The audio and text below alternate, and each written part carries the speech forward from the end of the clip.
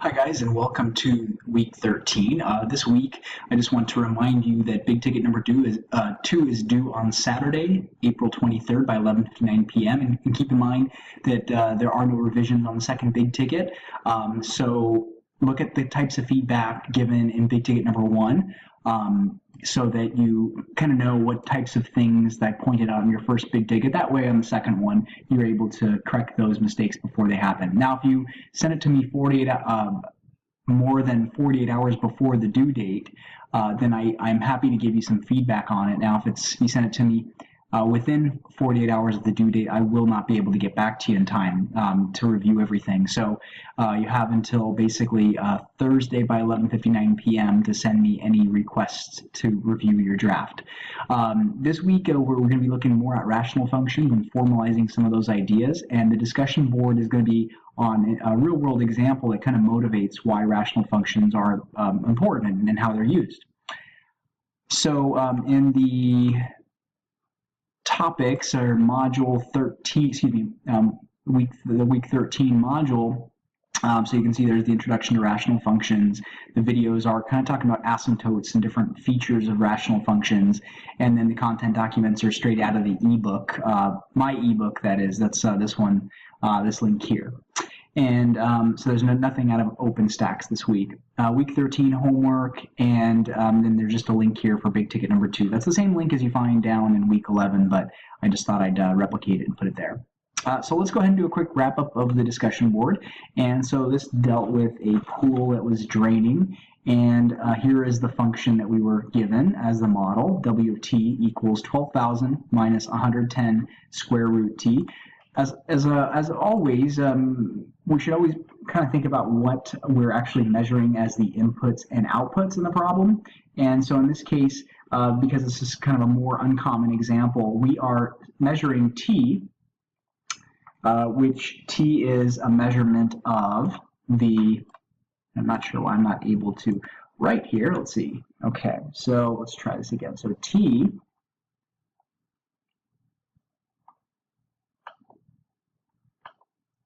Let's try this again. So we'll first want to define our variables to make sure that we understand what we're talking about in this equation. So t is given to us as the hours since drain begins. And w, the output of this function, tells us the water remaining in the pool. Okay, now we have to be clear about this.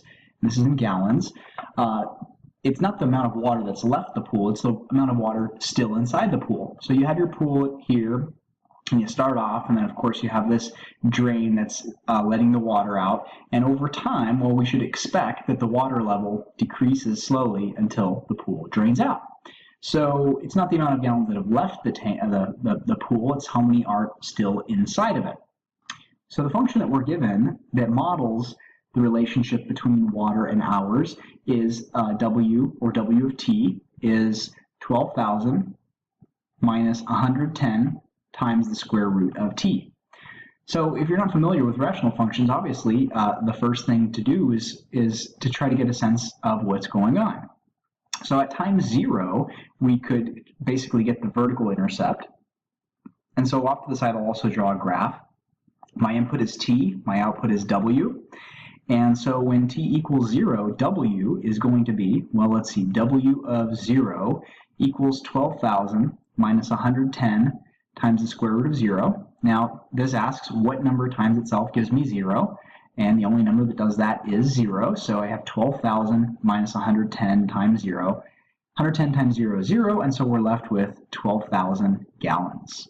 Okay, so initially, before the drain begins, we have up here 12,000 gallons. Okay, and what happens over time? Well, over time, we could look at this 1 hour later and see what's happening. We expect that the amount of water will be less than 12,000. And in fact, if we do our math, W of 1 is going to be 12,000 minus 110 times the square root of 1. Okay, so 110 times the square root of 1 is 1. 110 times 1 is 110, and so we get 12,000 minus 110, which equals 11,890 gallons. So 1 hour later, we have 11,890 gallons. In other words, we have lost 110 gallons. So this term over here is kind of my drain term, if you will. It tells me how much has been removed from the pool. So really what we're doing here is just trying to make sense of this function more than just plug in numbers into it. Now, our question is, when does the amount of water in the tank reach 0 gallons? So what's the corresponding time that goes with that? Well, this is the reverse process. Now we're given a W value and we're trying to figure out the T value. This may seem challenging at first, but let's think about what we did to calculate W based off of knowing T. Well, we're given T, right? T equals some number, blank, and then what do? Well, we take the square root. So 1, we plugged in T equals a number. 2, we took the square root. Then what did we do? Well, once we took the square root, we multiplied 110 times 0. Multiply by, and I'm going to say multiply by negative 110, because subtracting away positive 110 times 0 is the same thing as adding negative 110 times 0. And the reason I'm going to write it like that is because it's a little bit easier to think about. So W of T, another way to write this would be to write the drain term first, 110 times the square root of T, and to put my constant on the back. Okay, and so once I've taken the square root of T, which if it's 0, then the square root of 0 is 0, I've multiplied it by negative 110, which is 0, and then I finally add 12,000, and I end up with my W value. Okay, so what if I was going in reverse? What if I wanted to calculate T based on knowing W?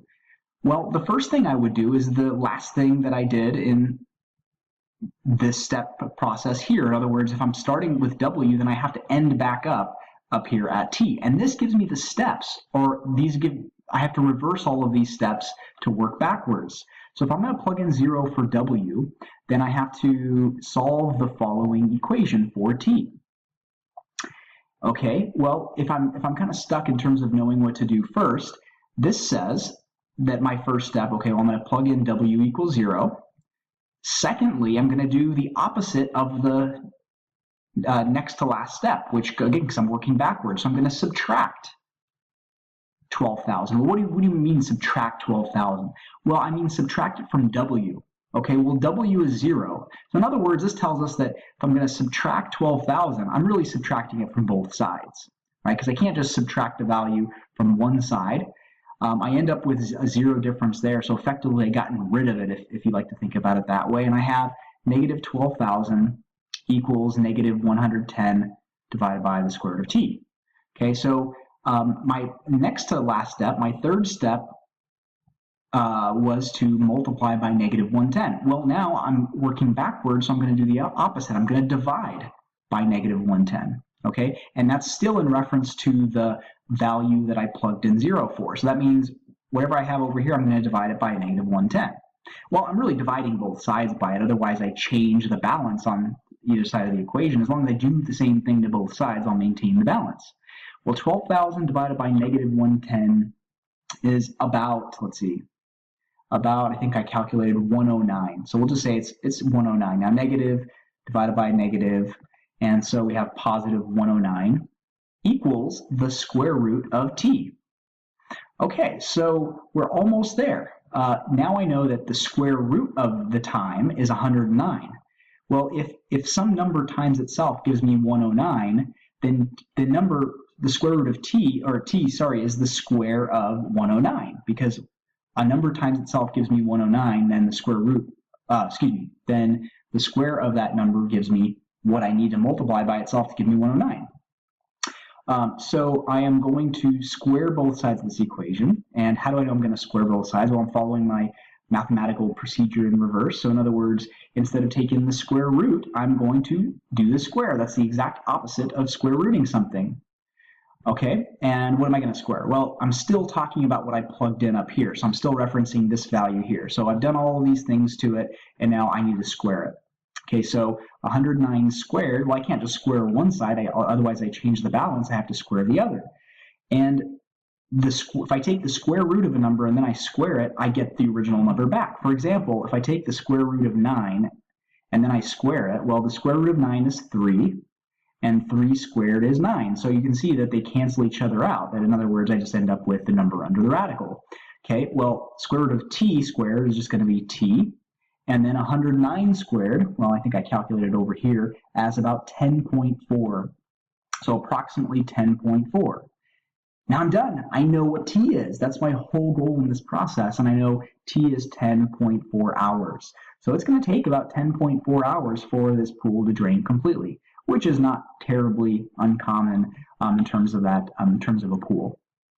So what I'm actually going to notice is that if I graph this, and now I know what to graph between, time between 0 and let's say about 11 hours, then I know that I start at 12,000 gallons, and that's my w-axis. And if I graph this on this domain from 0 to 111, and then on my calculator I choose zoom fit, what I should notice is something along the lines of, whoops, didn't draw quite that.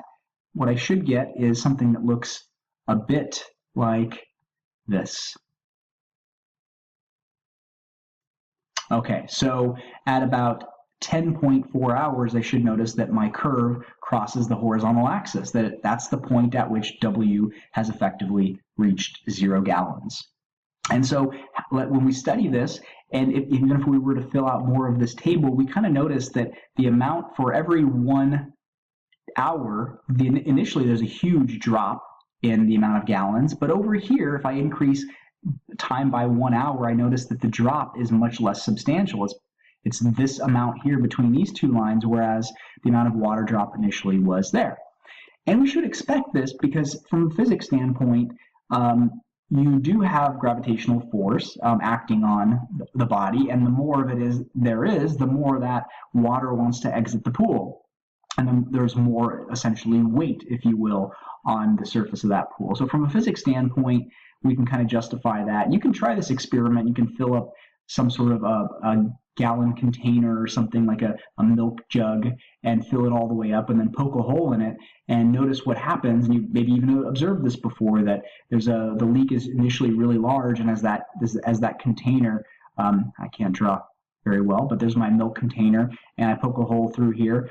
Initially, there's a lot of water being lost, but then you notice that as it gets towards the bottom, the rate at which the water seems to be flowing out of here is a lot smaller. So that's it. Hopefully this has been helpful. Again, the purpose of this was a lot less about getting you to plug in numbers and more to get you to think about some of the math and some of the things going on. So have a great week, and let me know if you guys have questions.